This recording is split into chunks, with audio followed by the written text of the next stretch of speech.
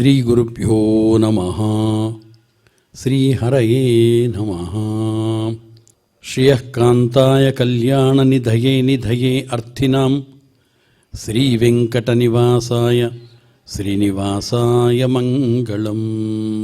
ಕೃಷ್ಣಾಯ ವಾಸುದೇವಾಯ ಹರಯೇ ಪರಮಾತ್ಮನೇ ಪ್ರಣತಕ್ಲೇಶನಾಶಾಯ ಗೋವಿಂದಾಯ ನಮೋ ನಮಃ. 7 ಬೆಟ್ಟಗಳ ಒಡೆಯನಾದ ಶ್ರೀನಿವಾಸ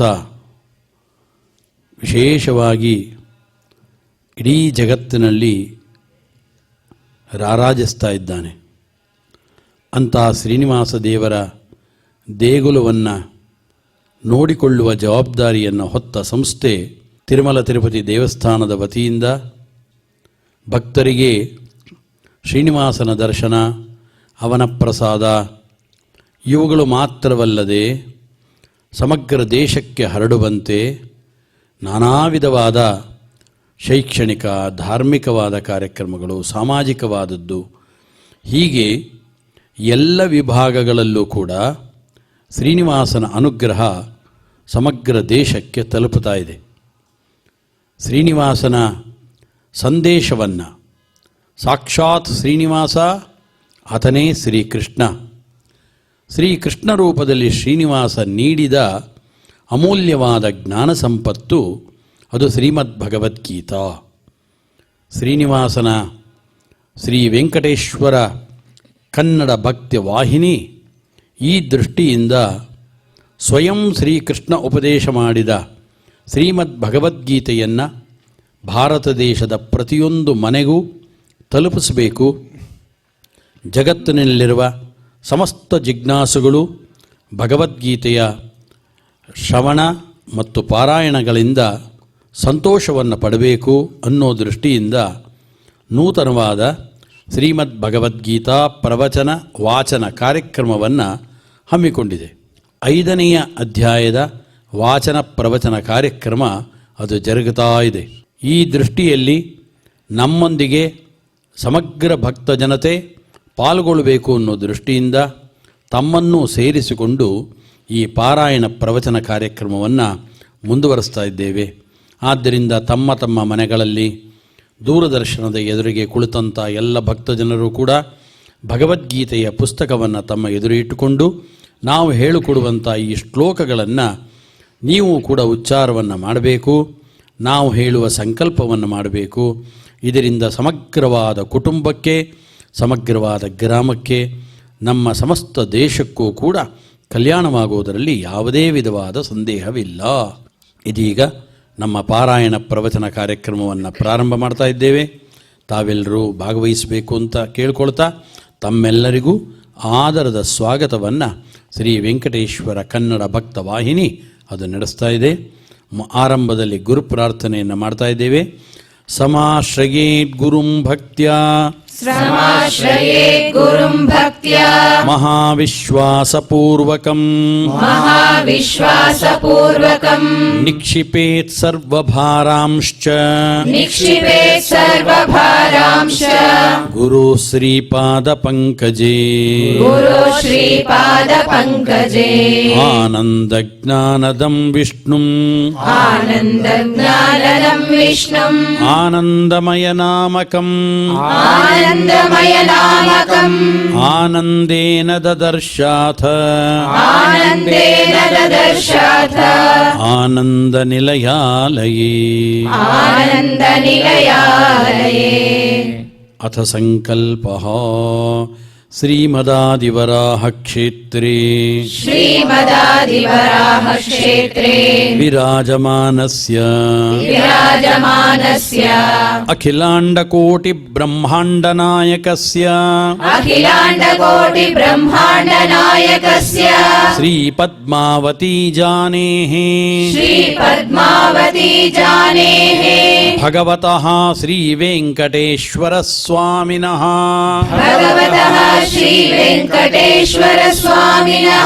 ಕೃಪಾಬಲೇನ ಜಗದ್ಗುರೋಃ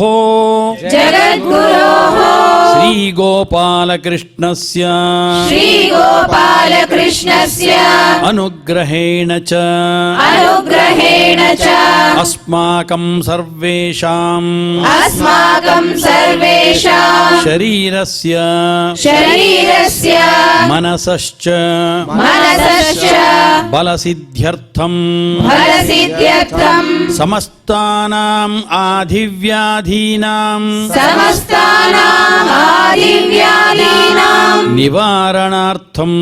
निवारणार्थं सर्वयज्ञफलसिद्ध्यर्थं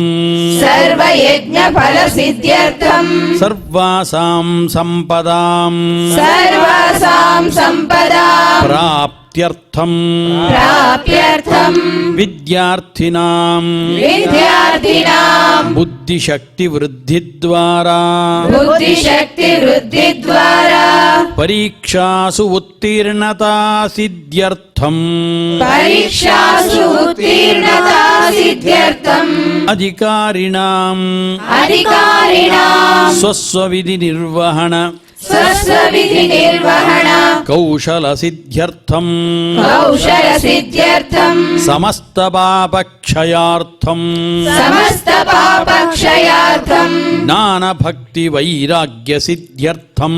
ज्ञानभक्तिवैराग्यसिद्ध्यर्थं श्रीगोपालकृष्णप्रेरणया श्रीगोपालकृष्णप्रीत्यर्थं श्रीमद्भगवद्गीतायाः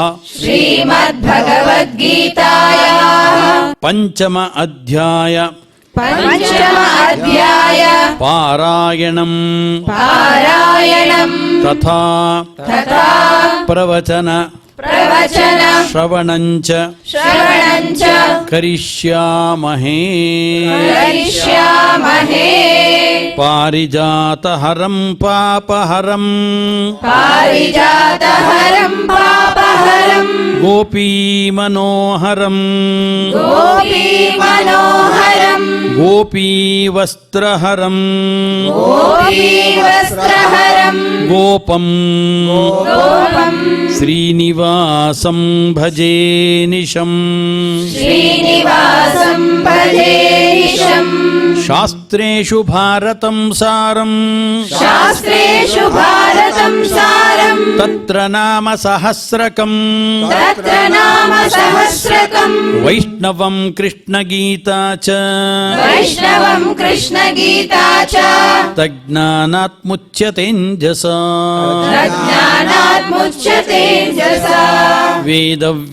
वेदव्यासगुणावास विद्याधीश सतं वश मां निराशं गतक्लेशं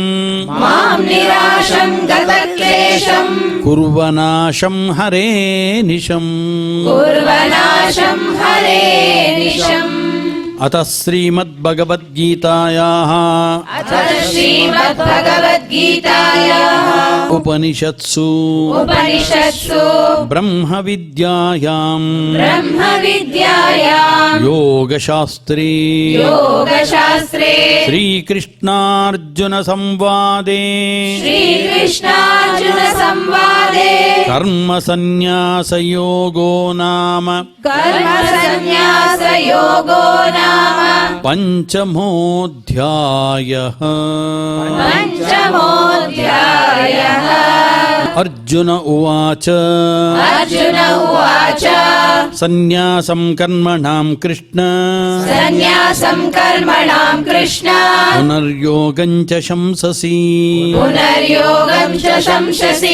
यच्छेययेतयोरेकम् तन्मे ब्रूहि सुनिश्चितम्।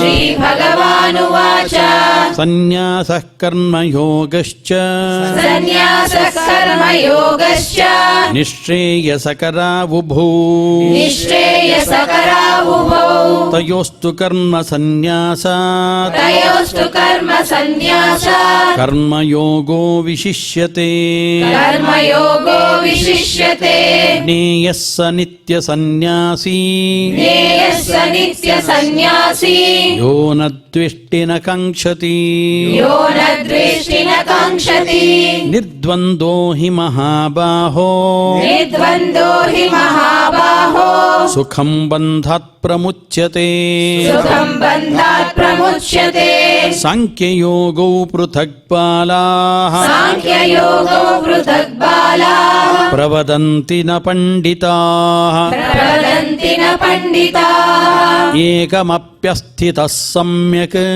ఏకమప్యస్థితః సమ్యక్ ఉభయోర్విందతే ఫలం ఉభయోర్విందతే ఫలం యత్సాంఖ్యైః ప్రాప్యతే స్థానం యస్సాంఖ్యే ప్రాప్యతే స్థానం తద్యోగైరపి గమ్యతే తద్యోగైరపి గమ్యతే ఏకం సాంఖ్యం చ యోగం చ ఏకం సాంఖ్యం చ యోగం చ యః పశ్యతి స పశ్యతి యః పశ్యతి స పశ్యతి సన్యాసస్తు మహాబాహో సన్యాసస్తు మహాబాహో దుఃఖమాప్తుమయో గతః దుఃఖమాప్తుమయో గతః యోగయుక్తో మునిర్బ్రహ్మ యోగయుక్తో మునిర్బ్రహ్మ న చిరేణాధిగచ్చతి న చిరేణాధిగచ్చతి యోగయుక్తో విశుద్ధాత్మా యోగయుక్తో విశుద్ధాత్మా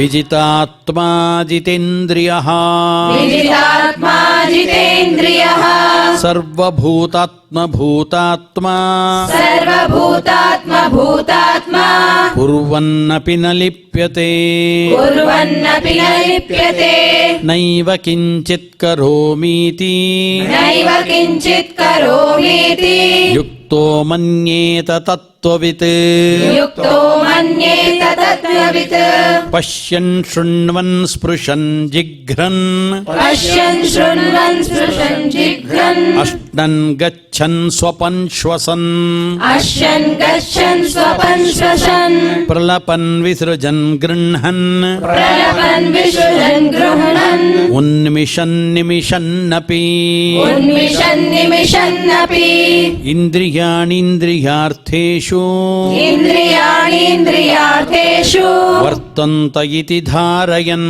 వర్తంత ఇతి ధారయన్ బ్రహ్మణ్యాధాయ కర్మాణి బ్రహ్మణ్యాధాయ కర్మాణి సంగం త్యక్త్వా కరోతి యః సంగం త్యక్త్వా కరోతి యః లిప్యతేన స పాపేన లిప్యతేన స పాపేన పద్మపత్రమివంభసా పద్మపత్రమివాంభసా కాయేన మనసా బుద్ధ్యా కాయేన మనసా బుద్ధ్యా కేవలైరింద్రియైరపి కేవలైరింద్రియైరపి యోగినః కర్మ కుర్వంతి యోగినః కర్మ కుర్వంతి సంగం త్యక్త్వాత్మశుద్ధయే సంగం త్యక్తాత్మశుద్ధయే యుక్తః కర్మఫలం త్యక్త్వా యుక్తః కర్మ ఫలం త్యక్త్వా శాంతిమాప్నోతి నైష్ఠికీం శాంతిమాప్నోతి నైష్ఠికీం అయుక్తః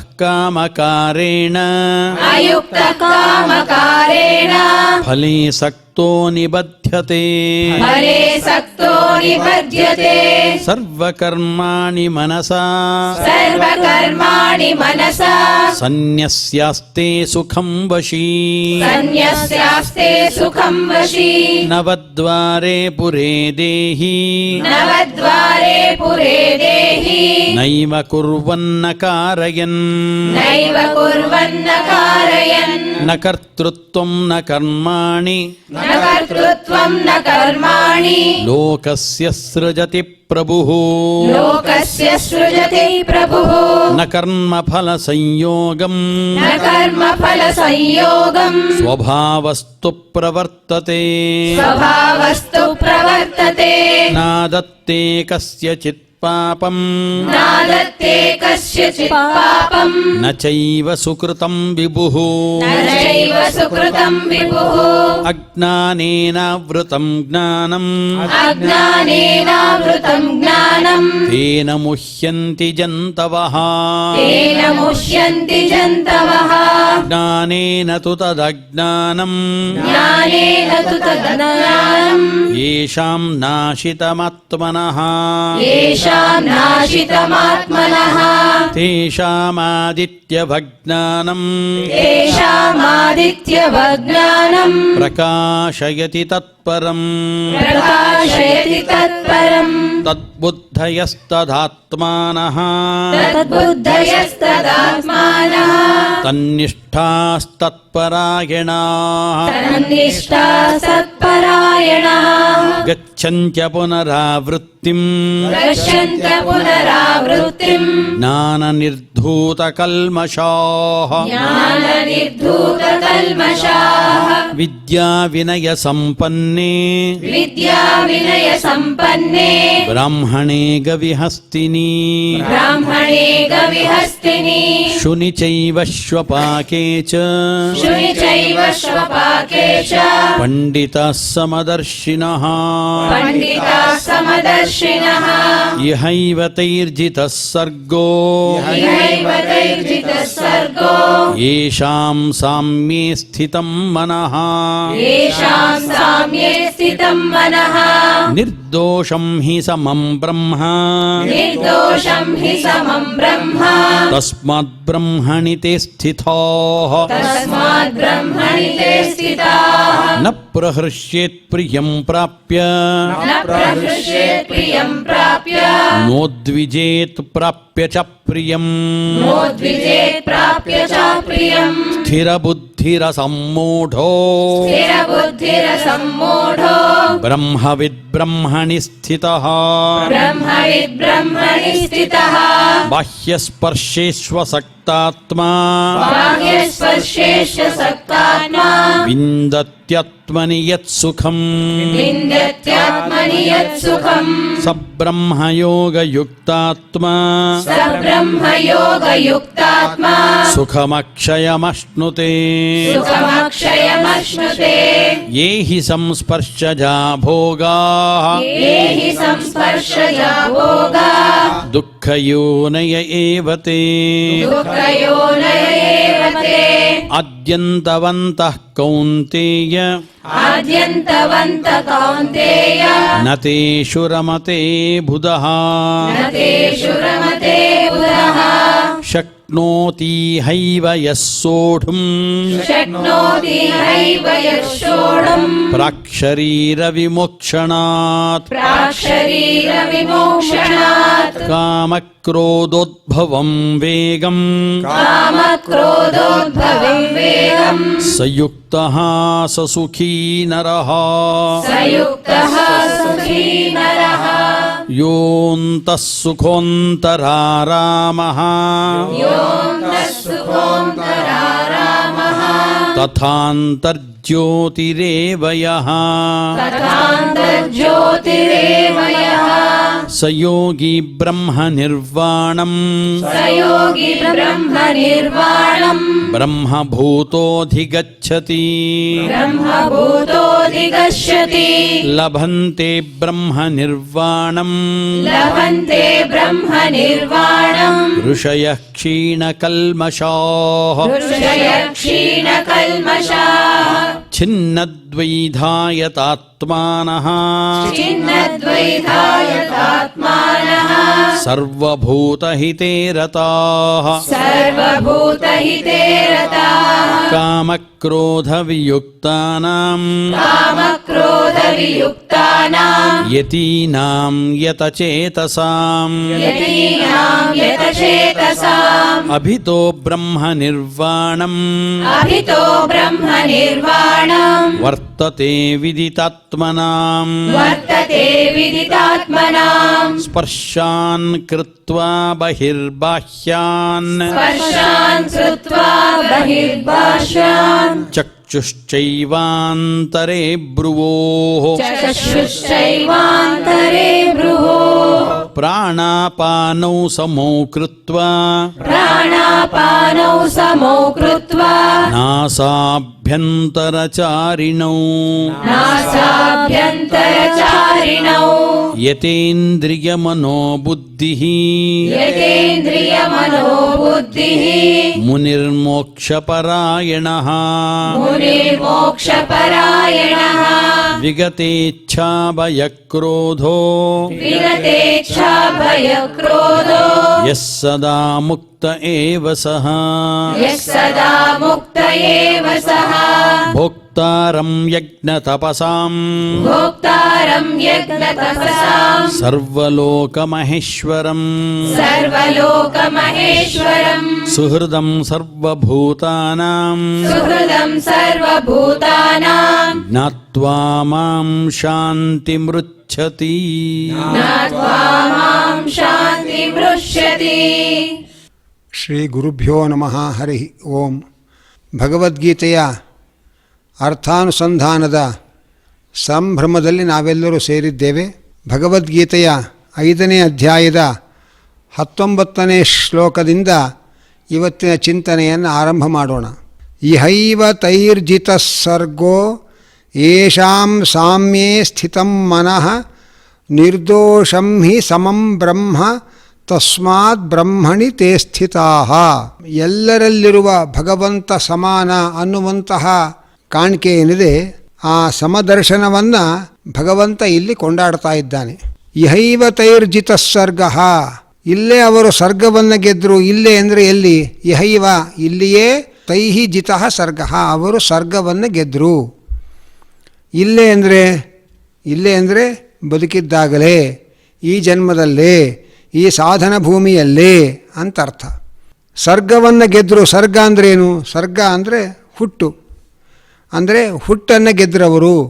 ಎಲ್ಲರಲ್ಲಿರುವ ಭಗವಂತನನ್ನು ಸಮಾನ ಅಂತ ಕಾಣ್ತಾರೆ.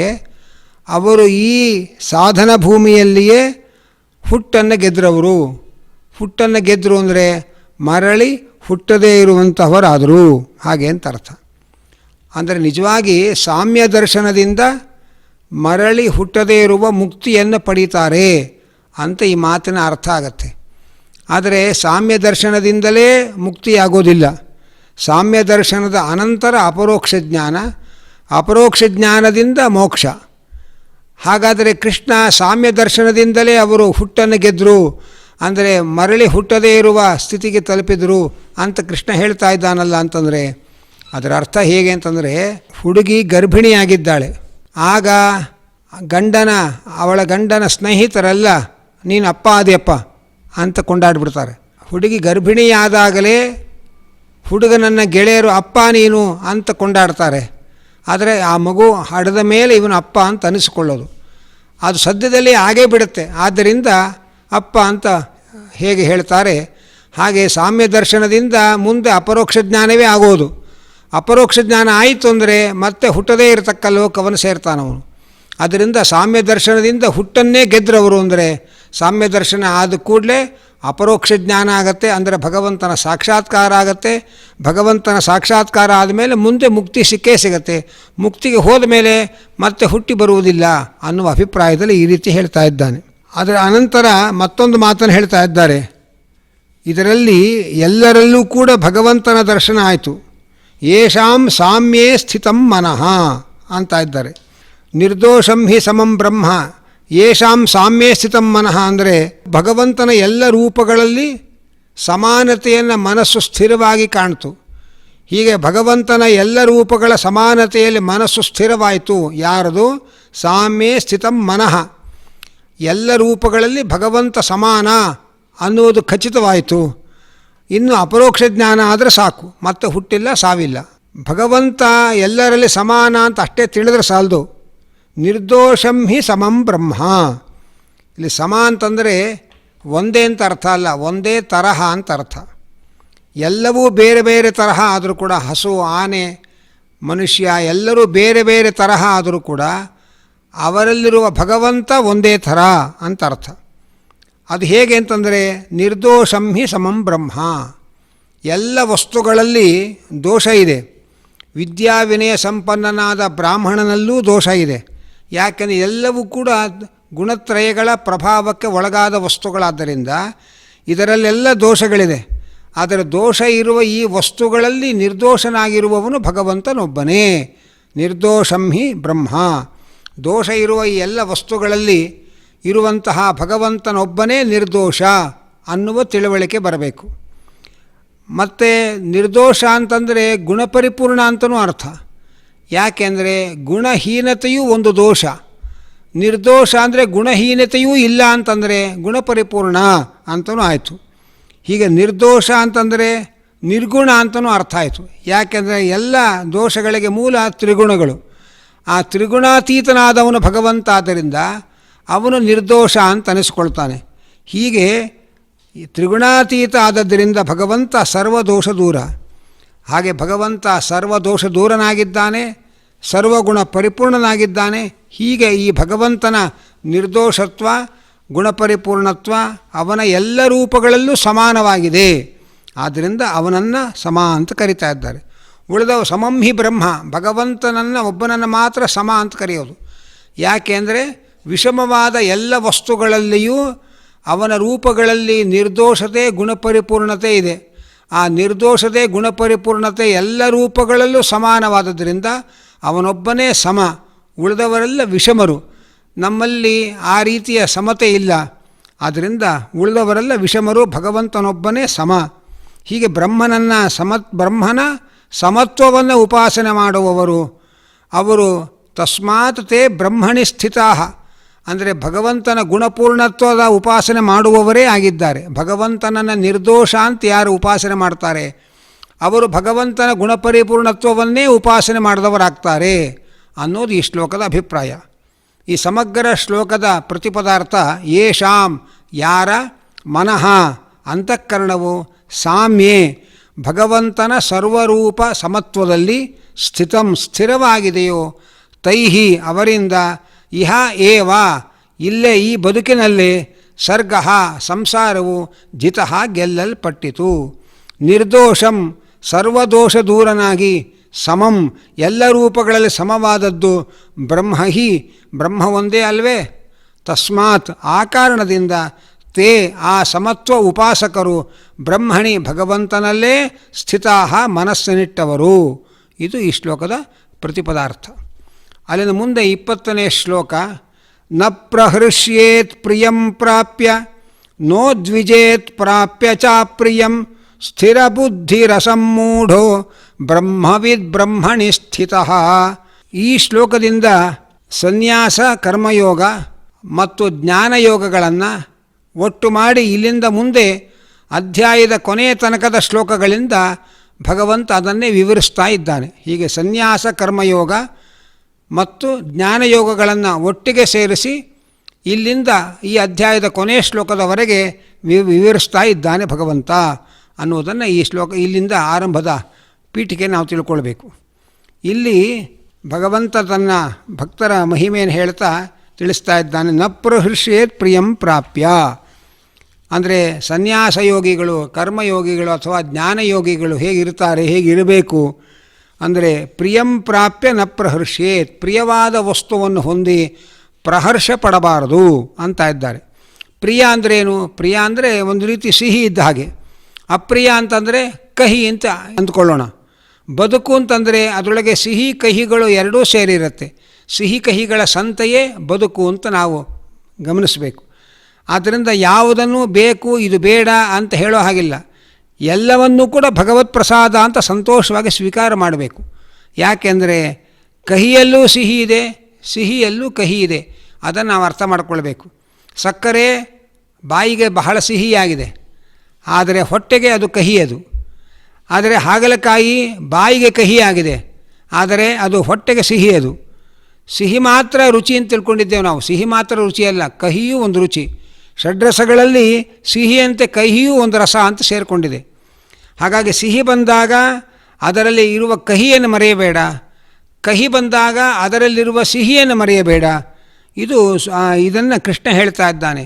ಸುಖ ಬಂತು ಅಂತ ಕುಣಿಬೇಡ, ಮುಂದೆ ದುಃಖ ಬರುತ್ತೆ ಅನ್ನೋ ಎಚ್ಚರಿಕೆ ಇರಲಿ. ದುಃಖ ಬಂತು ಅಂತ ಕುಸಿಬೇಡ, ಮುಂದೆ ಸುಖ ಬರುತ್ತೆ ಅನ್ನುವ ಎಚ್ಚರಿಕೆ ಇರಲಿ. ಅದನ್ನು ತಿಳಿಸ್ತಾ ಇದ್ದಾರೆ. ಇದನ್ನೇ ಹಿಂದೆ ಪ್ರಾಚೀನರು ಜ್ಞಾನಿಗಳು ಹೇಳ್ತಾರೆ, ಸುಖಸ್ಯಾನಂತರಂ ದುಃಖಂ ದುಃಖಸ್ಯಾನಂತರಂ ಸುಖಂ ಚಕ್ರವತ್ ಪರಿವರ್ತಂತೆ ದುಃಖಾನಿ ಚ ಸುಖಾನಿ ಚ. ಸುಖ ದುಃಖವನ್ನು ಹೊತ್ಕೊಂಡು ಬರುತ್ತೆ, ದುಃಖ ಸುಖವನ್ನು ಹೊತ್ಕೊಂಡು ಬರುತ್ತೆ. ಈ ಸುಖ ದುಃಖಗಳ ಚಕ್ರದ ಹಾಗೆ ಈ ಸುಖ ದುಃಖಗಳು ತಿರುಗ್ತಲೇ ಇರುತ್ತೆ.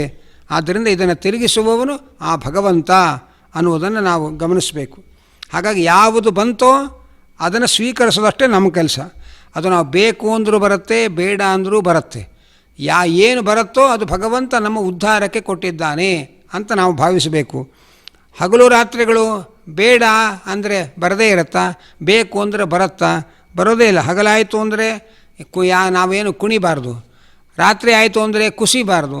ರಾತ್ರಿ ಆಯಿತು ಅಂದರೆ ಮುಂದೆ ಹಗಲು ಬರುತ್ತೆ, ಹಗಲಾಯಿತು ಅಂದರೆ ಮುಂದೆ ರಾತ್ರಿ ಬರುತ್ತೆ. ಹಾಗಾಗಿ ಒಟ್ಟು ಯಾವುದು ಅನಿವಾರ್ಯವೋ ಅದಕ್ಕಾಗಿ ಅಳುವುದನ್ನು ಬಿಡಬೇಕು. ಖುಷಿ ಪಡೋದಕ್ಕೂ ಅರ್ಥ ಇಲ್ಲ, ಅಳೋದಕ್ಕೂ ಅರ್ಥ ಇಲ್ಲ ಅಂತ ಹೇಳ್ತಾ ಇದ್ದಾನೆ.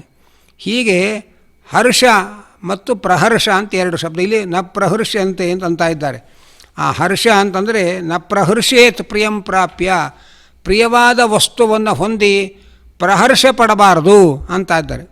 ಹರ್ಷ ಪಟ್ಟರೆ ತಪ್ಪಲ್ಲ, ಪ್ರಹರ್ಷ ತಪ್ಪದು. ಅಂದರೆ ಪ್ರಿಯವಾದ ಸಂಗತಿ ಬಂದಾಗ ನನಗೆ ಬೇಕಾದ್ದು ನಾನು ಪಡೆದೆ ಎನ್ನುವ ಅಹಂಕಾರದಿಂದ ಬೀಗ್ತೇವಲ್ಲ, ಅದನ್ನು ಪ್ರಹರ್ಷ ಅಂತ. ಹರ್ಷ ಅಂದರೆ ಹಿಗ್ಗೋದು, ಪ್ರಹರ್ಷ ಅಂದರೆ ಹಿರಿ ಹಿಗ್ಗೋದು. ಹೀಗೆ ಪ್ರಿಯವಾದದ್ದು ದೊರೆತಾಗ ಇದು ಭಗವತ್ ಪ್ರಸಾದ ಅಂತ ಸಂತೋಷವಾಗಿ ಸ್ವೀಕಾರ ಮಾಡೋದು ಹರ್ಷ. ಹರ್ಷದಲ್ಲಿ ಭಗವಂತನ ಸ್ಮರಣೆ ಇದೆ, ಆದರೆ ಪ್ರಹರ್ಷದಲ್ಲಿ ನಾನು ಪಡೆದೆ ಅನ್ನುವ ಅಹಂಕಾರ ಇದೆ. ಆದರೆ ನ ಪ್ರಹರ್ಷೇತ್ ಪ್ರಿಯಂ ಪ್ರಾಪ್ಯ, ಪ್ರಿಯವಾದ ಸಂಗತಿಯನ್ನು ಪಡೆದು ನೀನು ಹುಚ್ಚೆದ್ದು ಕುಣಿಬೇಡ, ಅಹಂಕಾರ ಪಡಬೇಡ ಅನ್ನುವ ಎಚ್ಚರಿಕೆಯನ್ನು ಕೊಡ್ತಾ ಇದ್ದಾನೆ ಭಗವಂತ ಇಲ್ಲಿ. ಹಾಗೆಯೇ ಅಪ್ರಿಯವಾದದ್ದು ನಮಗೆ ದೊರೆತಾಗಲೂ ಕೂಡ ಅದನ್ನು ಶಾಂತವಾಗಿ ಭಗವತ್ ಪ್ರಸಾದ ಅಂತ ಸ್ವೀಕಾರ ಮಾಡಬೇಕು. ಅಲ್ಲಿ ಉದ್ವೇಗ ಇಲ್ಲ. ಉದ್ವೇಗ ಅಂದರೆ ನೋದ್ವಿಜೇತ್, ಉದ್ವೇಗ ಪಡಬಾರದು ಅಂತ. ಅಪ್ರಿಯವನ್ನು ಹೊಂದಿ ಉದ್ವೇಗ ಪಡಬಾರದು. ಉದ್ವೇಗ ಅಂದ್ರೇನು? ಒಂದು ಬಗೆಯ ಗಾಬರಿ. ನಮ್ಮ ಅಹಂಕಾರಕ್ಕೆ ಪೆಟ್ಟು ಬಿದ್ದಾಗ ಅಸಹಾಯಕತೆಯಿಂದ ಮನಸ್ಸು ನೋಯುತ್ತಲ್ಲ, ಅದನ್ನು ಉದ್ವೇಗ ಅಂತ ಕರೀತಾರೆ. ಅಹಂಕಾರದಿಂದ ಪ್ರಹರ್ಷ ಬರುತ್ತೆ, ಅಹಂಕಾರ ಭಂಗದಿಂದ ಉದ್ವೇಗ ಬರುತ್ತೆ. ಆದರೆ ಆದ್ದರಿಂದ ಅಹಂಕಾರಕ್ಕೆ ವಶರಾಗದೆ ಹೋದರೆ ಪ್ರಹರ್ಷವೂ ಇಲ್ಲ, ಉದ್ವೇಗವೂ ಇಲ್ಲ. ಪ್ರಾಚೀನ ಕರ್ಮದ ಫಲವಾಗಿ ಭಗವಂತ ನಮಗೆ ಕೊಡ್ತಾ ಇದ್ದಾನೆ. ಪ್ರಿಯವೋ ಅಪ್ರಿಯವೋ ನಮ್ಮ ಪ್ರಾಚೀನ ಕರ್ಮದ ಫಲವನ್ನು ನಮಗೆ ಭಗವಂತ ಕೊಡ್ತಾ ಇದ್ದಾನೆ ಎಂಬುದಾಗಿ ಸಮಚಿತ್ತದಿಂದ ಅದನ್ನು ಸ್ವೀಕಾರ ಮಾಡಿದರೆ ಆಗ ಅಲ್ಲಿ ಅಹಂಕಾರಕ್ಕೆ ಅವಕಾಶವೇ ಇಲ್ಲ. ಅಹಂಕಾರಕ್ಕೆ ಅವಕಾಶ ಇತ್ತು ಅಂದರೆ ಅಹಂಕಾರ ಭಂಗದಿಂದ ಉದ್ವೇಗಕ್ಕೆ ಅವಕಾಶ ಇರುತ್ತೆ. ಆದ್ದರಿಂದ ಅಹಂಕಾರ ಪಡದೆ ಸಮಚಿತ್ತದಿಂದ ಎಲ್ಲವನ್ನು ಸ್ವೀಕರಿಸುವುದನ್ನು ನಾವು ಕಲಿತರೆ ಆಗ ನಮಗೆ ಪ್ರಹರ್ಷವೂ ಇಲ್ಲ, ಅದಕ್ಕೆ ಕಾರಣವಾದ ಅಹಂಕಾರವೂ ಇಲ್ಲ, ಮತ್ತು ಅಹಂಕಾರ ಭಂಗದಿಂದ ಉಂಟಾಗುವ ಉದ್ವೇಗವೂ ಇಲ್ಲ. ಆದ್ದರಿಂದ ನ ಪ್ರಹರ್ಷೇತ್ ಪ್ರಿಯಂ ಪ್ರಾಪ್ಯ ನೋದ್ವಿಜೇತ್ ಪ್ರಾಪ್ಯ ಚ ಅಪ್ರಿಯಂ. ಅಪ್ರಿಯವನ್ನು ಪಡೆದು ಉದ್ವೇಗಕ್ಕೂ ಒಳಗಾಗಬಾರ್ದು, ಪ್ರಿಯವಾದ ಸಂಗತಿಯನ್ನು ಪಡೆದು ವಿಪರೀತ ಹರ್ಷಕ್ಕೆ ಅಹಂಕಾರ ಪಟ್ಟು ಪ್ರಹರ್ಷಕ್ಕೂ ಒಳಗಾಗಬಾರ್ದು ಎಂಬ ಎಚ್ಚರಿಕೆಯನ್ನು ತಿಳಿಸ್ತಾ ಇದ್ದಾರೆ. ಇದು ಕರ್ಮಯೋಗಿಯ ಒಂದು ಗುಣ, ಅಂದರೆ ಅಪ್ರಹರ್ಷ. ಯಾವುದನ್ನೇ ಪಡೆದರೂ ಕೂಡ ಹುಚ್ಚೆದ್ದು ಕುಣಿಯದೇ ಇರೋದು, ಇದಕ್ಕೆ ಅಪ್ರಹರ್ಷ ಅಂತ. ಇದು ಕರ್ಮಯೋಗಿಯಲ್ಲಿರ್ತಕ್ಕಂಥ ಒಂದು ಗುಣ. ಅದರಂತೆ ಅಪ್ರಿಯವಾದದ್ದು ಬಂತು ಅಂತ ಉದ್ವೇಗಗೊಳ್ಳಬಾರದು. ಅಪ್ರಿಯದ ಬೆನ್ನಲ್ಲೇ ಪ್ರಿಯವೂ ಇರ್ತದೆ ಅನ್ನುವಂಥ ಎಚ್ಚರಿಕೆ ಇರಬೇಕು. ಇದೇ ಕರ್ಮಯೋಗಿಯ ಎರಡನೇ ಗುಣ, ಅನುದ್ವೇಗ. ಅಂದರೆ ಅಪ್ರಿಯವಾದದ್ದು ಬಂತು ಅಂತ ಉದ್ವೇಗಗೊಳ್ಳದೇ ಇರೋದು, ಇದು ಅನುದ್ವೇಗ ಅಂಥೇಳಿ ಕರ್ಮಯೋಗಿಯ ಎರಡನೇ ಗುಣ ಅನ್ನುವುದನ್ನು ನಾವು ಗಮನಿಸಬೇಕು. ಅನಂತರ ಒಂದು ಪ್ರಾಪ್ಯ ಚ ಅಂತ ಒಂದು ಚ ಶಬ್ದ ಹಾಕಿದ್ದಾನೆ ಇಲ್ಲಿ ಪರಮಾತ್ಮ. ಪ್ರಾಪ್ಯ ಚ ಅಂದರೆ ಹೊಂದಿದರೂ ಕೂಡ, ಅಪ್ರಿಯವಾದದ್ದನ್ನು ಹೊಂದಿದರೂ ನೀನು ಉದ್ವೇಗಗೊಳ್ಳಬಾರದು. ಅಪ್ರಿಯವಾದದ್ದು ಬಂದಾಗ ಉದ್ವೇಗಗೊಳ್ಳೋದು ಸಹಜ, ಆದರೆ ಆ ಉದ್ವೇಗಗೊಳ್ಳುವುದನ್ನು ನೀನು ಮೀರಿ ನಿಲ್ಲಬೇಕು ಎಂಬುದಾಗಿ ಯೋಗಿಗೆ ಭಗವಂತ ಹೇಳ್ತಾ ಇದ್ದಾನೆ. ಇನ್ನು ಮೂರನೇ ಗುಣ ಸ್ಥಿರಬುದ್ಧಿ. ಸ್ಥಿರಬುದ್ಧಿ ಅಂತಂದರೆ ಪ್ರಿಯವನ್ನು ಕಂಡಾಗ ಹಿಗ್ಗದೇ ಇರೋದು, ಅಪ್ರಿಯವನ್ನು ಕಂಡಾಗ ಕುಗ್ಗದೇ ಇರೋದು, ಎಲ್ಲವನ್ನೂ ಗಟ್ಟಿಯಾಗಿ ಎದುರಿಸುವಂತಹ ಸ್ಥಿರವಾದ ನಿರ್ಧಾರವುಳ್ಳವನು, ಅದು ಸ್ಥಿರಬುದ್ಧಿ ಅಂತ ಒಂದರ್ಥ. ಇದು ಮೇಲುನೋಟಕ್ಕೆ ಒಂದು ಪ್ರಸಿದ್ಧವಾದ ಅರ್ಥ. ಇನ್ನೊಂದು ಮಾನಸಿಕ ಸಂಶಯ ಮತ್ತು ಬೌದ್ಧಿಕ ಸಂಶಯ ಅಂತ ಎರಡಿದೆ. ದೂರದಲ್ಲಿ ಹಗ್ಗ ಬಿದ್ದಿದೆ, ಗಾಳಿಗೆ ಸ್ವಲ್ಪ ಅಲಗಾಡ್ತಾ ಇದೆ, ಅದು ಹಾವೋ ಹಗ್ಗವೋ ಅಂತ ಸಂಶಯ ಬಂತು. ಹತ್ತಿರಕ್ಕೆ ಹೋಗ್ತೇವೆ, ಇದು ಹಾವಲ್ಲ ಹಗ್ಗ ಅಂತ ಗೊತ್ತಾಗತ್ತೆ. ಹೀಗೆ ಸಂಶಯ ಹೊರಗಿನಿಂದ ಬಂದು ಅಲ್ಲೇ ಪರಿಹಾರವೂ ಆಯಿತು ಕೂಡಲೇ. ಇದು ಮಾನಸಿಕ ಸಂಶಯ. ಬೌದ್ಧಿಕ ಸಂಶಯ ಅಂದರೆ ಜೀವಮಾನ ಪೂರ್ತಿ ಉತ್ತರ ಸಿಗದೆ ತಿಣಕಾಡ್ತಾ ಇರೋದು. ಅಂತಹ ಸಂಶಯಗಳಿಗೆ ನಾವು ಬಲಿಯಾಗಬಾರ್ದು. ಕೆಲವರಿಗೆ ಜೀವನ ಪೂರ್ತಿ ದೇವರಿದ್ದಾನೋ ಇಲ್ವೋ ಅನ್ನುವ ಸಂಶಯವೇ ಕಾಡ್ತಾ ಇರುತ್ತೆ ಅವರಿಗೆ. ಅಥವಾ ನಾನೇ ದೇವರು ಅಥವಾ ಬೇರೆ ದೇವರಿದ್ದಾರೋ ಹೀಗೂ ಕೆಲವರಿಗೆ ಕಾಡ್ತಾ ಇರುತ್ತೆ. ಹೀಗೆ ಜೀವನ ಪೂರ್ತಿ ಕಾಡುವ ಕೆಲವು ಸಂಶಯಗಳಿರುತ್ತೆ ನೋಡ್ರಿ, ಅದನ್ನು ಬೌದ್ಧಿಕ ಸಂಶಯ ಅಂತ ಕರೀತಾರೆ ಭಗವದ್ಗೀತೆಯಲ್ಲಿ. ಅಂತಹ ಬೌದ್ಧಿಕ ಸಂಶಯಗಳನ್ನು ನಿವಾರಿಸಲಿಕ್ಕೆ ನಾನು ಬಂದಿದ್ದೇನೆ. ಆದ್ದರಿಂದ ನೀನು ಸ್ಥಿರ ಬುದ್ಧಿಯಾಗು, ಬೌದ್ಧಿಕ ಸಂಶಯಕ್ಕೆ ಒಳಗಾಗಬೇಡ, ಸ್ಥಿರವಾದ ಬುದ್ಧಿ ಉಳ್ಳವನಾಗು ಅನ್ನುವುದನ್ನು ತಿಳಿಸ್ತಾ ಇದ್ದಾರೆ. ಆದ್ದರಿಂದ ಭಗವಂತನ ಅಸ್ತಿತ್ವದ ಬಗ್ಗೆ ಯಾರ್ಯಾರೋ ಏನೇನೋ ಹೇಳಿ ಒಂದು ಗೊಂದಲವನ್ನು ಉಂಟು ಮಾಡ್ತಾರೆ. ಅಧ್ಯಾತ್ಮದ ವಿಷಯದಲ್ಲಿ ನೀನು ಗಟ್ಟಿಯಾಗಿರಬೇಕು, ಸ್ಥಿರಬುದ್ಧಿಯಾಗಿರಬೇಕು. ಎಲ್ಲ ಗೊಂದಲಗಳನ್ನೂ ಕೂಡ ಭಗವಂತನ ಪಾದಕ್ಕೆ ಅರ್ಪಿಸಬೇಕು. ಆಗ ನಾನು ನಿನಗೆ ಅನುಗ್ರಹ ಮಾಡ್ತೇನೆ. ಈ ಸ್ಥಿರ ಬುದ್ಧಿಯಿಂದ ನೀನು ಎದ್ದೇಳಬೇಕು ಅನ್ನುವುದನ್ನು ಕೃಷ್ಣ ಹೇಳ್ತಾ ಇದ್ದಾನೆ. ಇನ್ನು ಅಸಮ್ಮೂಢ ಅಂತ ಮತ್ತೊಂದು, ಅಂದರೆ ಕರ್ಮಯೋಗಿ ಸಾಧಿಸಬೇಕಾದ 4ನೇ ಗುಣ ಅಸಮ್ಮೋಹ. ಅದನ್ನು ಇಲ್ಲಿ ಅಸಮ್ಮೂಢ ಅಂತ ಇದ್ದಾರೆ. ಸಮ್ಮೂಢ ಅಂದರೆ ಸಮೋಹಕ್ಕೆ ಒಳಗಾದವರು, ಅಸಮ್ಮೂಢ ಅಂದರೆ ಸಮೋಹಕ್ಕೆ ಒಳಗಾಗದೇ ಇರೋರು, ಹಾಗೆ ಅಂತ ಅರ್ಥ. ಅಂದರೆ ಸಮೋಹ ಅಂದರೆ ಏನರ್ಥ? ರಾಗದ್ವೇಷಗಳನ್ನು ಗೆದ್ದು ಮೇಲೂ ಕೂಡ ಸಮೋಹ ಬರಬಹುದು. ಉದಾಹರಣೆಗೆ ನಮ್ಮ ವಿಶ್ವಾಮಿತ್ರರು ರಾಗದ್ವೇಷಗಳನ್ನೆಲ್ಲ ಗೆದ್ದರು, ಆದರೂ ಮೇನಕೆಯನ್ನು ಕಂಡಾಗ ಅವರು ಸಮೋಹಕ್ಕೊಳಗಾದರು. ಹೀಗೆ ಗೊತ್ತಿರದೇ ತಪ್ಪು ಮಾಡೋದು ಮೋಹ, ಆದರೆ ಗೊತ್ತಿದ್ದೂ ತಪ್ಪು ಮಾಡುವುದು ಸಮೋಹ ಅಂತ ನಾವು ಭಾವಿಸಬೇಕು. ಅಪರೋಕ್ಷ ಜ್ಞಾನಿಗಳು ಕೂಡ ಇಂಥ ಸಮೋಹಕ್ಕೆ ಒಳಗಾಗುತ್ತಾರೆ. ಅದು ಭಗವಂತನ ಅದ್ಭುತವಾದಂತಹ ಸಂಮೋಹಿನಿ ವಿದ್ಯೆ ಅನ್ನೋದು ನಾವು ಗಮನಿಸಬೇಕು. ಆದ್ದರಿಂದ ಯಾವ ಕಾಲಕ್ಕೂ ನಾನು ಸಮೋಹಕ್ಕೆ ಒಳಗಾಗದೇ ಇರುವಂತೆ ಅನುಗ್ರಹ ಮಾಡು ಭಗವಂತ ಅಂತ ಭಗವಂತನಲ್ಲೇ ಶರಣಾಗಬೇಕು. ಹೀಗೆ ನಾನು ಎಂಥ ಜ್ಞಾನ ಪಡೆದಿದ್ದರೂ ಕೂಡ, ಕಾಮಕ್ರೋಧಗಳನ್ನು ಗೆದ್ದಿದ್ದರೂ ಕೂಡ ಸಮೋಹಕ್ಕೆ ಒಳಗಾಗುವ ಅಪಾಯ ಇರುತ್ತದೆ. ನಾನು ಸಮೋಹಕ್ಕೆ ಒಳಗಾಗದೇ ಇರುವಂತೆ ನನ್ನನ್ನು ಕಾಪಾಡುವಂಥ ಭಗವಂತನಲ್ಲಿ ಶರಣಾಗಬೇಕು. ಅವನನ್ನು ಅಸಮ್ಮೂಢ ಅಂತ ಕರಿತಾ ಇದ್ದಾರೆ. ಮತ್ತು ಬ್ರಹ್ಮವಿತ್, ಕರ್ಮಯೋಗಿಯ 5ನೇ ಗುಣ ಬ್ರಹ್ಮವಿತ್, ಅಂದರೆ ವೇದಗಳನ್ನು ಜ್ಞಾನಿಗಳ ಮುಖದಿಂದ ತಿಳಿದವನು ಅಂತ ಅರ್ಥ. ಬ್ರಹ್ಮ ಅಂದರೆ ಇಲ್ಲಿ ವೇದ, ಬರೀ ವೇದ ಅಲ್ಲ, ವೇದ ಪ್ರತಿಪಾದ್ಯನಾದ ಭಗವಂತ. ಹೀಗೆ ವೇದ ಪ್ರತಿಪಾದ್ಯನಾದ ಭಗವಂತನನ್ನು ಗುರುಗಳಿಂದ ತಿಳಿದವನು ಬ್ರಹ್ಮವಿತ್, ಅವನಾಗಿರಬೇಕು, ಹಾಗೆ ಅಂತ ಅರ್ಥ. ಬರೇ ವೇದ ಪಾಠಗಳನ್ನು ನಾವು ಕಂಠಪಾಠ ಹೊಡೆದು ಕಂಠಪಾಠ ಮಾಡಿದ್ರೆ ಅವನು ಕಂಠಪಾಠಿ ಆಗ್ತಾನೆ ಹೊರತು ವೇದವಿತ್ ಆಗಲ್ಲ. ಆದ್ದರಿಂದ ವೇದವನ್ನು ತಲೆಯಲ್ಲಿ ಹೊತ್ತಿರಬೇಕು, ವೇದ್ಯನನ್ನು ಹೃದಯದಲ್ಲಿ ತುಂಬಿಕೊಂಡಿರಬೇಕು, ಅವನನ್ನು ವೇದವಿತ್ ಅಂತ ಕರಿತಾ ಇದ್ದಾರೆ. ಅಂದರೆ ಋಗ್ವೇದದ 4,32,000 ಅಕ್ಷರ ಏನಿದೆ, ಆ ಅಷ್ಟೂ ಅಕ್ಷರಗಳು ಭಗವಂತನ ಮಹಿಮೆಯನ್ನು ಹೇಳುವ ನಾಮಗಳು ಅನ್ನುವ ಸಂಗತಿಯನ್ನೇ ಯಾರು ತಿಳ್ಕೊಳ್ತಾರೆ ಅವನು ವೇದವಿತ್ ಆಗ್ತಾನೆ. ಮತ್ತು ಯಾರ ಹೃದಯದಲ್ಲಿ ಭಗವಂತನನ್ನು ತುಂಬಿಕೊಂಡಿದ್ದಾರೆ ಅವನನ್ನು ಬ್ರಹ್ಮವಿತ್ ಅಂತ ಕರೀತಾರೆ. ಹಾಗಾಗಿ ಭಗವಂತ ಬ್ರಹ್ಮಣಿ ಸ್ಥಿತ ಅಂತಾರೆ. ಯಾರು ಹೃದಯದಲ್ಲಿ ಭಗವಂತನನ್ನು ತುಂಬಿಕೊಂಡಿದ್ದಾರೆ ಅವರು ಭಗವಂತನಲ್ಲಿದ್ದಾರೆ ಅಂತ ಅರ್ಥ. ಹೀಗೆ ಭಗವಂತ ಅವರಲ್ಲಿದ್ದಾನೆ, ಆದ್ದರಿಂದ ಅವನು ಭಗವಂತನಲ್ಲಿದ್ದಾನೆ. ಹೀಗೆ ತನ್ನದೆಲ್ಲವನ್ನೂ ಕೂಡ ಭಗವಂತನಿಗೆ ಅರ್ಪಣೆ ಮಾಡಿ, ತನ್ನ ಸರ್ವಕರ್ಮಗಳನ್ನು ತನ್ನನ್ನೂ ಕೂಡ ಭಗವಂತನಿಗೆ ಅರ್ಪಣೆ ಮಾಡಿ, ಎಲ್ಲ ಕಡೆಗೂ ಒಳಗೆ ಹೊರಗೆ ಎಲ್ಲ ಕಡೆ ಭಗವಂತನನ್ನೇ ಕಾಣ್ತಾ ಇರತಕ್ಕಂಥವನಿದ್ದಾನಲ್ಲ, ಅವನು ಅದನ್ನು ಕರ್ಮಯೋಗ ಅಂತ ಕರೀತಾರೆ, ಅದನ್ನು ಸನ್ಯಾಸ ಯೋಗ ಅಂತ ಕರೀತಾರೆ, ಅದನ್ನು ಜ್ಞಾನಯೋಗ ಅಂತ ಕರೀತಾರೆ. ಅವನೇ ಎಲ್ಲ ಬ್ರಹ್ಮನಲ್ಲಿ ಇರುವವನು ಅಂತ ಅರ್ಥ, ಹಾಗೆ ಅಂತ ಇದ್ದಾರೆ. ಒಟ್ಟು ಈ ಪದ್ಯದ ಪ್ರತಿಪದ ಅರ್ಥ ಪ್ರಿಯಂ, ಇಷ್ಟವಾದದ್ದನ್ನು ಪ್ರಾಪ್ಯ ಪಡೆದು, ನ ಪ್ರಹೃಷ್ಯೇತ್, ಹಿರಿಹಿಗ್ಗಬಾರದು. ಚ ಮತ್ತು ಅಪ್ರಿಯಂ, ಇಷ್ಟವಲ್ಲದ್ದನ್ನು ಪ್ರಾಪ್ಯ ಪಡೆದು, ನ ಉದ್ವಿಜೇತ್, ಗಾಬರಿಯಿಂದ ಕುಸಿಯಬಾರದು. ಸ್ಥಿರಬುದ್ಧಿ, ಯಾವ ಪರಿಸ್ಥಿತಿಯಲ್ಲಿಯೂ ಚಂಚಲವಾಗದ ದೃಢವಾದ ನಿಲುವುಳ್ಳವನು. ಅಸಮ್ಮೂಢ, ಆಕಸ್ಮಿಕವಾಗಿಯೂ ಕೂಡ ನಡೆಯಲ್ಲಿ ಜಾರದಂತೆ ಎಚ್ಚರವುಳ್ಳವನು. ಬ್ರಹ್ಮವಿತ್, ಎಲ್ಲ ವೇದಗಳಲ್ಲೂ ಭಗವಂತನನ್ನು ಕಾಣುವವನು ಬ್ರಹ್ಮಣಿ ಸ್ಥಿತ, ತನ್ನನ್ನು ಭಗವಂತನಿಗೆ ಅರ್ಪಿಸಿದ ಯೋಗಿ ಅವನು. ಹಾಗೆ ಅಂತ ಕೃಷ್ಣ ಈ ಶ್ಲೋಕದಲ್ಲಿ ಹೇಳ್ತಾ ಇದ್ದಾನೆ.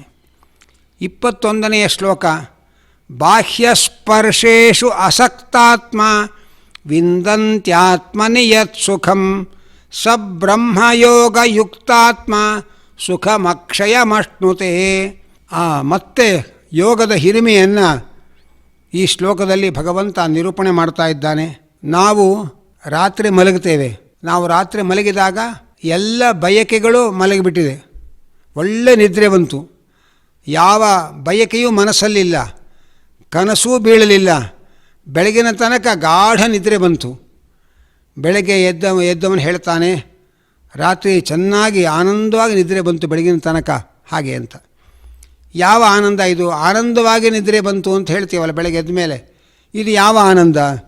ಬಾಹ್ಯ ವಿಷಯಗಳ ಸ್ಪರ್ಶವೇ ಆಗಿಲ್ಲ. ಬಾಹ್ಯ ಸ್ಪರ್ಶೇಷು ಅಸಕ್ತಾತ್ಮ. ಇದು ಬಾಹ್ಯ ವಿಷಯಗಳ ಸ್ಪರ್ಶವೇ ಆಗಿಲ್ಲ. ಆದ್ದರಿಂದ ಇದು ಹೊರಗಿನಿಂದ ಬಂದ ಆನಂದ ಅಲ್ಲ, ಬಾಹ್ಯ ಆನಂದ ಅಲ್ಲ. ಯಾಕೆಂದರೆ ಮನಸ್ಸು ಏನನ್ನೂ ಬಯಸದೆ ಹಾಯಾಗಿ ಮಲಗಿದೆ. ಆದ್ದರಿಂದ ಎಲ್ಲಿಂದ ಬರಬೇಕು ಆನಂದ? ಹಾಗಾದರೆ ಅದು ಆತ್ಮಸ್ವರೂಪಭೂತವಾದ ಆನಂದ. ವಿಂದತಿ ಆತ್ಮನಿ ಯತ್ ಸುಖಂ, ಆತ್ಮನ ಸ್ವರೂಪದಲ್ಲಿರುವ ಆನಂದ. ಯಾಕೆ ಆ ಆನಂದ ಬಂತು ಅಂದರೆ, ನಿದ್ರೆಯಲ್ಲಿ ಪ್ರಾಜ್ಞ ಎಂಬ ಭಗವಂತನ ಪಕ್ಕದಲ್ಲೇ ನಾವಿದ್ವಿ. ಆ ಭಗವಂತನ ಪಕ್ಕದಲ್ಲೇ ಕೂತದ್ರಿಂದ ಇಂಥ ಸ್ವರೂಪಾನಂದದ ಅನುಭವ ನಮಗಾಯಿತು. ಆದರೆ ಭಗವಂತನ ಪಕ್ಕದಲ್ಲಿದ್ದೇವೆ ಅನ್ನೋ ಎಚ್ಚರ ಇಲ್ಲ ನಮಗೆ. ಒಳ್ಳೆ ಆನಂದ ಆಯಿತು. ನಾವು ಕಣ್ಮುಚ್ಚಿ ಹೊರಗಿನ ವಿಷಯ ಸಂಪರ್ಕವನ್ನು ಕಡಿದುಕೊಂಡು ಮಲಗಿದ್ವಿ, ನಿದ್ರೆ ಬಂತು. ಆಗ ಒಳಗಿನ ಸ್ವರೂಪಾನಂದ ಜಾಗೃತವಾಯಿತು. ಇದೆಲ್ಲ ಹೇಗೆ ಸಾಧ್ಯ? ಭಗವಂತನ ಅನುಗ್ರಹದಿಂದ ಸಾಧ್ಯವಾದದ್ದು. ಆದರೆ ಒಳಗೆ ಭಗವಂತನ ಪಕ್ಕದಲ್ಲಿ ಕೂತೇ ಇಷ್ಟು ಆನಂದವನ್ನು ಅನುಭವಿಸಿದ್ದೇವೆ. ಆದರೆ ಭಗವಂತನ ಎಚ್ಚರ ಇಲ್ಲ. ಇನ್ನು ಭಗವಂತನ ಎಚ್ಚರ ಇದ್ದರೆ ಇನ್ನೆಷ್ಟು ಆನಂದವನ್ನು ನಾವು ಅನುಭವಿಸ್ತೇವೆ. ಅದನ್ನೇ ಬ್ರಹ್ಮಯೋಗ ಯುಕ್ತಾತ್ಮ ಹಾಗೆ ಅಂತ ಇದ್ದಾರೆ. ಭಗವಂತನನ್ನು ಕಾಣುವಾಗ, ಭಗವಂತನನ್ನು ಧ್ಯಾನದಲ್ಲಿ ಕಾಣುವಾಗ ಇನ್ನೂ ಹೆಚ್ಚು ಆನಂದ. ಸುಖಂ ಅಕ್ಷಯಮಶ್ನುತೆ, ಸುಖದ ಹೊಳೆ ಹರಿಯತ್ತೆ. ನಿದ್ರೆ ಒಳಗೆ ಆನಂದವಾಗಿ ಮಲಗಿದ್ವಿ ನಾವು ಅಂತ ಎಚ್ಚರಿಕೆ ಆದಮೇಲೆ ಹೇಳ್ತೇವೆ. ಆ ಆನಂದದ ಅನುಭವ ನಿದ್ರೆಯ ಅವಸ್ಥೆಯಲ್ಲಿ ಗೊತ್ತಾಗಲಿಲ್ಲ. ನಿದ್ರೆಯಿಂದ ಎದ್ದ ಮೇಲೆ ಆನಂದವಾಗಿ ಮಲಗಿದ್ವಿ ಅಂತ ಹೇಳ್ತೇವೆ. ಆ ಆನಂದ ಹೊರಗಿನ ವಿಷಯ ಸಂಪರ್ಕದಿಂದ ಬಂದದ್ದಲ್ಲ. ಮತ್ತು ಒಳಗೆ ಪ್ರಾಜ್ಞ ಎಂಬ ಭಗವಂತನ ಪಕ್ಕದಲ್ಲೇ ನಾವಿದ್ವಿ. ಆ ಭಗವಂತನ ಪಕ್ಕದಲ್ಲೇ ಕೂತದ್ರಿಂದ ಆ ಜೀವನ ಸ್ವರೂಪಾನಂದದ ಅನುಭವ ಆಯಿತು. ಆದರೆ ಭಗವಂತನ ಎಚ್ಚರ ಇರಲಿಲ್ಲ ಆಗ.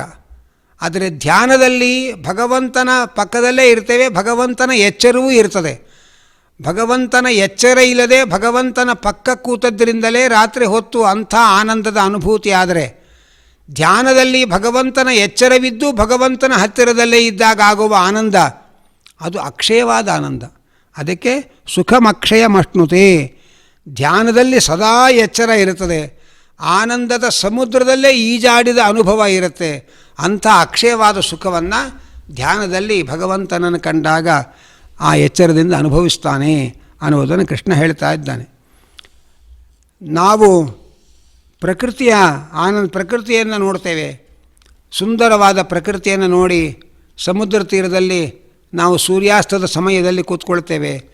ಆಕಾಶದಲ್ಲಿ ಸೂರ್ಯಾಸ್ತದ ಸಮಯದಲ್ಲಿ ಕಾಣುವ ರಂಗಿನ ಚಿತ್ತಾರ, ಆ ನೀರಿನ ಅಲೆಗಳು. ಕಾಲಕ್ರಮದಲ್ಲಿ ಕತ್ತಲಾಯಿತು, ಎಲ್ಲ ಸ್ತಬ್ಧ ಆಯಿತು. ನೀರಿನ ಅಲೆಗಳು ಸಮುದ್ರದ ಅಲೆಗಳ ಅಬ್ಬರ ಹೆಚ್ಚಾಯಿತು. ಅದರಲ್ಲೂ ಒಂದು ಸೌಂದರ್ಯ ಇದೆ. ಇನ್ನೊಂದು ಅರುಣೋದಯ ಕಾಲ, ಆಗ ಮುಗಿಲು ಕೆಂಪಾಗ್ತಾ ಇದೆ. ಸೂರ್ಯ ಮೇಲೆ ಬರೋದಕ್ಕೆ ಕ್ಷಣಗಣನೆ ಮಾಡ್ತಾ ಇದ್ದಾನೆ. ನದಿ ತೀರದಲ್ಲಿ ಒಬ್ಬ ಸೂರ್ಯಾರ್ಘ್ಯವನ್ನು ಕೊಟ್ಟು ಪೂರ್ವಾಭಿಮುಖವಾಗಿ ನಿಂತು ಗಾಯತ್ರಿ ಮಂತ್ರವನ್ನು ಜಪಿಸ್ತಾ ಇದ್ದಾನೆ.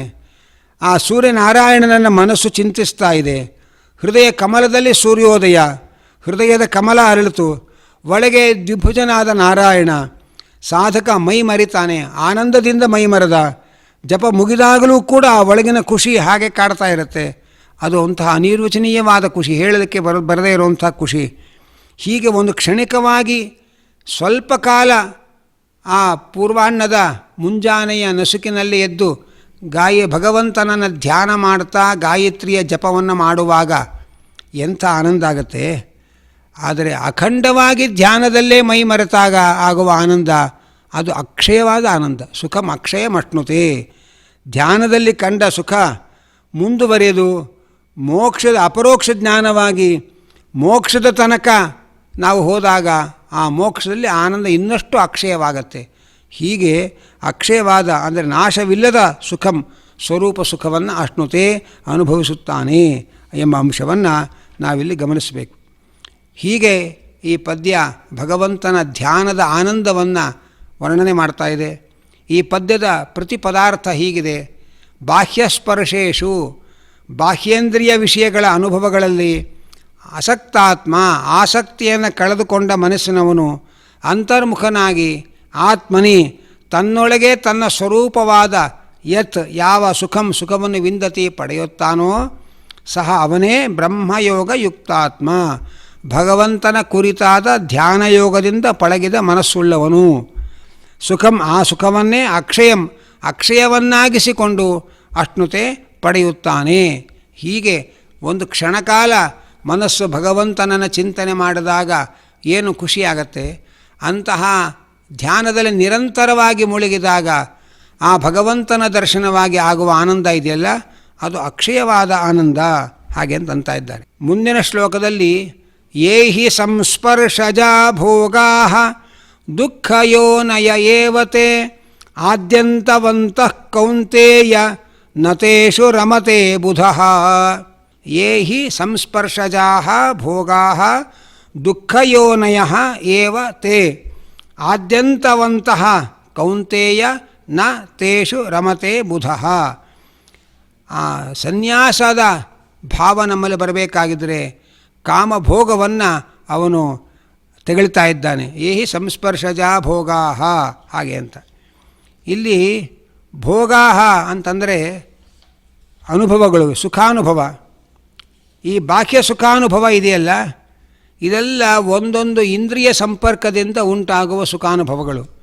ಕಣ್ಣಿನಿಂದ ರೂಪದ ಭೋಗ, ಕಿವಿಯಿಂದ ಶಬ್ದದ ಭೋಗ, ಹೀಗೆ ಒಂದೊಂದು ಇಂದ್ರಿಯಗಳ ಮೂಲಕ ಈ ಬಾಹ್ಯ ಸುಖಾನುಭವಗಳು ನಮಗೆ ಬರತಕ್ಕಂಥದ್ದು. ಹೀಗೆ ಇಂದ್ರಿಯ ಮತ್ತು ಆ ವಿಷಯಗಳ ಸಂಪರ್ಕ, ಅದನ್ನು ಸ್ಪರ್ಶ ಅಂತ ಇಲ್ಲಿ ಹೇಳ್ತಾ ಇದ್ದಾರೆ. ಅದು ಕೂಡ ನಾವು ಹೇಳ್ತೇವೆ ಏಹಿ ಸಂಸ್ಪರ್ಶಜಾ ಭೋಗಾ ಹಾಗೆ ಅಂತ ಇದ್ದಾರೆ. ಆ ಸಂಸ್ಪರ್ಶ ಅಂದರೆ ಏನು? ಸ್ಪರ್ಶ ಅಂದರೆ ಆ ವಿಷಯ ಇಂದ್ರಿಯ ಸಂಪರ್ಕ. ಆ ಸ್ಪರ್ಶ ನಮಗೆ ಇಂಗದೇ ಇರುವ ಹಸಿವಾಗಿ ಕಾಡಿದಾಗ ಅದನ್ನು ಸಂಸ್ಪರ್ಶ ಅಂತ ಇದ್ದಾರೆ. ಇನ್ನಷ್ಟು ಬೇಕು ಅಂತ ಕಾಡಿದಾಗ ಅದನ್ನು ಸಂಸ್ಪರ್ಶ ಅಂತಾರೆ. ಯಯಾತಿ ಮಹಾರಾಜ ವೃಷಪರ್ವರಾಜನ ಮಗಳಾದ ಶರ್ಮಿಷ್ಠೆ ಮತ್ತು ಶುಕ್ರಾಚಾರ್ಯರ ಮಗಳಾದ ದೇವಯಾನಿ ಇಬ್ಬರ ಜೊತೆಯಲ್ಲಿದ್ದು ಬೇಕಾದಷ್ಟು ಆನಂದವನ್ನು ಅನುಭವಿಸಿದ. ಶುಕ್ರಾಚಾರ್ಯರ ಶಾಪದಿಂದ ಅವನು ತಾರುಣ್ಯ ಕಳಕೊಂಡು ಅಕಾಲದಲ್ಲಿ ವೃದ್ಧಾಪ್ಯವನ್ನು ಪಡೆದ. ಆದರೂ ಸಂಸಾರ ಸುಖದ ಬಯಕೆ ಅವನಲ್ಲಿ ಇಂಗಿರಲಿಲ್ಲ. ಸಂಸಾರ ಸುಖದ ದಾಹ ಇನ್ನೂ ಅವನನ್ನು ಕಾಡ್ತಾ ಇತ್ತು. ಆಗ ಮತ್ತೆ ಮಗನ ತಾರುಣ್ಯವನ್ನು ಪಡೆದು ತನ್ನ ವೃದ್ಧಾಪ್ಯವನ್ನು ಅವನಿಗೆ ಕೊಟ್ಟು ಬಹಳ ದೀರ್ಘಕಾಲ ಸಾಂಸಾರಿಕ ಸುಖಾನುಭವವನ್ನು ಪಡೆದ. ಒಮ್ಮೆ ಅನ್ನಿಸ್ತು, ಇನ್ನು ಎಷ್ಟು ವರ್ಷ ನಾನು ಈ ಸಾಂಸಾರಿಕ ಸುಖವನ್ನು ಅನುಭವಿಸಿದರೂ ನನ್ನ ಮನಸ್ಸು ಸಾಕು ಅಂತ ಬಿಡೋದಿಲ್ಲ. ಆದ್ದರಿಂದ ಕಾಮವನ್ನು ಅದು ಏನೇನು ಕೇಳುತ್ತೋ ಎಲ್ಲವನ್ನು ಕೊಟ್ಟು ಭೋಗದಿಂದ ಗೆಲ್ತೇವೆ ಅಂತಂದರೆ ಅದು ಸಾಧ್ಯ ಇಲ್ಲ. ತ್ಯಾಗದಿಂದ ಮಾತ್ರ ನಾವು ಕಾಮವನ್ನು ಗೆಲ್ಲುವುದಕ್ಕೆ ಸಾಧ್ಯ ಅನ್ನುವ ತನ್ನ ಅನುಭವದ ಪಾಠವನ್ನು ಜಗತ್ತಿಗೆ ಕೊಡ್ತಾನೆ. ಹೀಗೆ ಬಿಟ್ಟಿರಲಿಕ್ಕಾಗಲ್ಲ ಅನ್ನುವಂತಹ ಒಂದು ಹಂತ ಇದೆಯಲ್ಲ, ಅದನ್ನು ಸಂಸ್ಪರ್ಶ ಅಂತಾರೆ. ಇಂತಹ ಸಂಸ್ಪರ್ಶದಿಂದ ಆಗುವ ಸುಖಾನುಭವ ಇದೆಲ್ಲ, ಇದೆಲ್ಲ ದುಃಖ ಯೋನಯ ಏವತೆ, ಇದೆಲ್ಲ ದುಃಖಕ್ಕೆ ಕಾರಣವಾಗತಕ್ಕಂಥದ್ದು ಅನ್ನುವುದನ್ನು ತಿಳಿಸ್ತಾ ಇದ್ದಾರೆ. ಹೀಗೆ ದುಃಖಕ್ಕೆ ಕಾರಣವಾಗುವಂತಹ ಈ ವಿಷಯ ಸಂಪರ್ಕದ ಸುಖ ಇದೆಯಲ್ಲ, ಇದರ ಎಚ್ಚರ ನಮಗಿರಬೇಕು. ದುಃಖಕ್ಕೆ ಕಾರಣವಾಗತ್ತೆ ಅನ್ನೋ ಎಚ್ಚರ ಇರಬೇಕು. ಇದೆಲ್ಲ ಆದ್ಯಂತವಂತಹ ಕೌಂತೆಯ, ಇದೆಲ್ಲ ಹುಟ್ಟು ಮತ್ತು ನಾಶ ಇರತಕ್ಕಂಥದ್ದು, ಅಂದರೆ ನಶ್ವರವಾದದ್ದು ಅಂತ. ನತೇಶು ರಮತೆ ಬುಧಃ, ಜ್ಞಾನಿಯಾದವನು ನಶ್ವರವಾದ ಇಂಥ ಸಾಂಸಾರಿಕ ಸುಖ ದುಃಖಗಳಲ್ಲಿ ಅವನು ಮುಳುಗುವುದಿಲ್ಲ. ಅದನ್ನು ಕೌಂತೆಯ ಅಂತ ಇಲ್ಲಿ ಅರ್ಜುನನನ್ನು ಸಂಬೋಧನೆ ಮಾಡ್ತಾ ಇದ್ದಾನೆ. ಬಹಳ ಅಭಿಪ್ರಾಯಪೂರ್ವಕವಾಗಿ ಸಂಬೋಧನೆ ಮಾಡ್ತಾ ಇದ್ದಾನೆ. ಕುಂತಿ ತಾನು ಸಣ್ಣ ವಯಸ್ಸಿನಲ್ಲಿ ಮದುವೆಯಾದರೂ ಕೂಡ ಆ ಋಷಿಯ ಶಾಪದಿಂದ ಒಳ್ಳೆಯ ತಾರುಣ್ಯದಲ್ಲಿ ಪತಿಯ ಸಂಘವನ್ನು ಪಡೆಯದೇ ತನ್ನನ್ನು ತಾನೇ ನಿಯಂತ್ರಿಸಿಕೊಂಡು ಬದುಕಬೇಕಾದ ದುರವಸ್ಥೆಯನ್ನು ಕುಂತಿ ಪಡೆದಳು. ಮುಂದೆ ಮಕ್ಕಳು ಏಳಿಗೆ ಕಂಡಾಗ ಎಲ್ಲವನ್ನೂ ತೊರೆದು ಅವಳು ವಾನಪ್ರಸ್ಥಾಶ್ರಮಿ ಆಗ್ತೇನೆ ಅಂತ ಹೋದಳು. ಅಂಥ ಕುಂತಿಯ ಮಗ ಅರ್ಜುನ ನೀನು. ಆದ್ದರಿಂದ ಹೊರಗಿನ ವಿಷಯದ ಸಂಪರ್ಕದಿಂದ ಬರತಕ್ಕ ಆನಂದಗಳು ದುಃಖಕ್ಕೆ ಕಾರಣ ಅನ್ನುವ ಎಚ್ಚರಿಕೆ ಇಟ್ಟುಕೊಂಡಿರಬೇಕು, ಅದರಲ್ಲಿ ಮುಳುಗಬಾರದು ಅನ್ನುವ ಎಚ್ಚರವನ್ನು ಕೃಷ್ಣ ಕೌಂತೆಯ ಅಂತ ಸಂಬೋಧನೆ ಮಾಡುವ ಮೂಲಕ ಅರ್ಜುನನಿಗೆ ತಿಳಿಸುವುದರ ಜೊತೆಯಲ್ಲಿ ನಮಗೆಲ್ಲರಿಗೂ ಕೂಡ ಕ್ಷಣಿಕವಾದ ದುಃಖಕ್ಕೆ ಕಾರಣವಾಗುವ ಕ್ಷಣಿಕ ಸುಖದ ಹಿಂದೆ ಬೀಳಬಾರದು ಅನ್ನೋ ಎಚ್ಚರಿಕೆಯನ್ನು ಕೊಡ್ತಾ ಇದ್ದಾನೆ ಎಂಬಲಿಗೆ ಇವತ್ತಿನ ಗೀತಾರ್ಥ ಚಿಂತನೆಯನ್ನು ಶ್ರೀನಿವಾಸನ ಪಾದಾರವಿಂದಗಳಲ್ಲಿ ಸಮರ್ಪಣೆ ಮಾಡ್ತಾ ಇದ್ದೇನೆ. ಕೃಷ್ಣಾರ್ಪಣಮಸ್ತು. ಇತಿ ಶ್ರೀಮದ್ಭಗವದ್ಗೀತಾಸು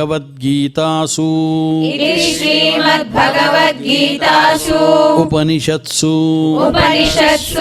ಬ್ರಹ್ಮವಿದ್ಯಾಯಾಂ ಯೋಗಶಾಸ್ತ್ರೇ ಶ್ರೀಕೃಷ್ಣಾರ್ಜುನ ಸಂವಾದೇ ಕರ್ಮ ಸನ್ಯಾಸ ಯೋಗೋ ನಾಮ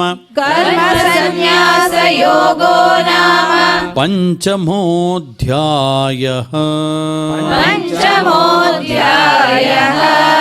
ಯತ್ರ ಯೋಗೇಶ್ವರಃ ಕೃಷ್ಣೋ ಯತ್ರ ಪಾರ್ಥೋ ಧನುರ್ಧರಃ ತತ್ರ ಶ್ರೀರ್ವಿಜಯೋ ಭೂತಿಃ. ಧ್ರುವ ನೀತಿರ್ಮತಿರ್ಮಮ.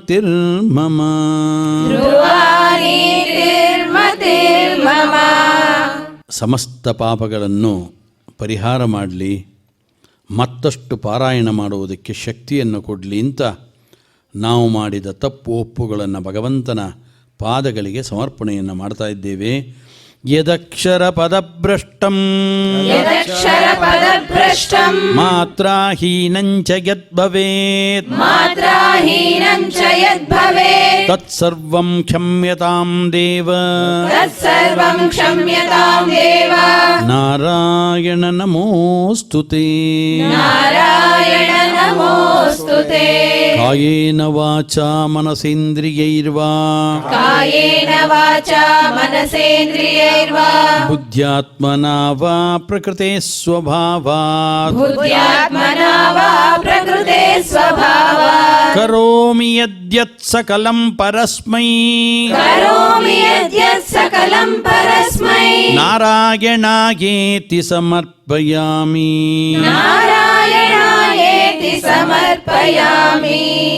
ನಮ್ಮ ಸಕಲ ವಿಧವಾದ ಧಾರ್ಮಿಕ ಕಾರ್ಯಕ್ರಮಗಳ ಅಂತಿಮವಾದ ಗುರಿ ಸಮಸ್ತ ಜಗತ್ತಿಗೆ ಸುಖ ಶಾಂತಿಗಳನ್ನು ಬಯಸುವುದು.